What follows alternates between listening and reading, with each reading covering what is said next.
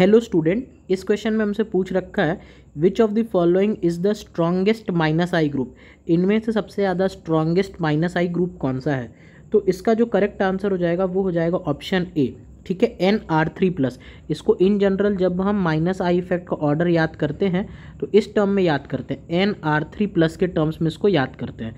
तो आपने अगर इसको याद किया होगा तो आपने देखा होगा कि ये आपका फर्स्ट नंबर पे आता है। तो सबसे ज़्यादा स्ट्रॉन्गेस्ट माइनस आई इफेक्ट इसी के अंदर पाया जाता है। अब एक जो बच्चों के दिमाग में कन्फ्यूजन रहती है उसको मैं यहाँ पे डिस्कस करना चाहता हूँ।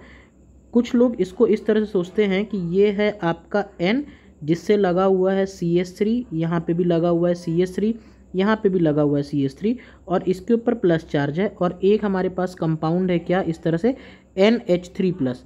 ठीक है, तो इस तरह से क्या देखते हैं लोग, इस तरह से सोचते हैं कि यहाँ पे 3 CH3 ग्रुप लगे हुए हैं।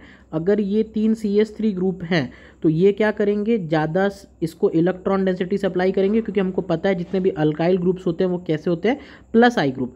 तो लोगों को लगता है कि ऑलरेडी जब इस नाइट्रोजन के ऊपर electron density in CH3 groups ने सप्लाई कर दी है तो अब इसको क्या होना चाहिए, इस पर्टिकुलर ग्रुप को होना चाहिए आपका लेस माइनस आई। लेकिन फिर भी इन कॉन्ट्राडिक्टरी हम ये देखते हैं कि ये कैसा ग्रुप हो जाता है और ज़्यादा माइनस आई ग्रुप हो जाता है।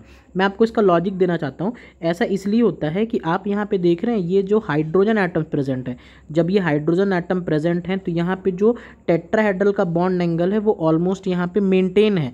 लेकिन यहाँ पे क्या है, आप देख सकते हो CH3 जैसे थोड़े बल्की ग्रुप प्रेजेंट है, और अगर बल्की ग्रुप प्रेजेंट रहेंगे तो बॉन्ड एंगल टेट्राहेड्रल जैसा नहीं रहेगा, बॉन्ड एंगल थोड़ा ज़्यादा हो जाएगा। और आपको पता है जैसे जैसे बॉन्ड एंगल बढ़ता है वैसे वैसे क्या बढ़ता है, परसेंटेज एस कैरेक्टर बढ़ता है। और अगर परसेंटेज एस कैरेक्टर इंक्रीज हो जाएगा तो उस पर्टिकुलर केस में इलेक्ट्रोनेगेटिविटी भी क्या होगी, इंक्रीज कर जाएगी। और अगर इलेक्ट्रोनेगेटिविटी इंक्रीज कर जाएगी तो ऑब्वियस ही बात है आपका कि माइनस आई इफेक्ट भी बढ़ जाएगा।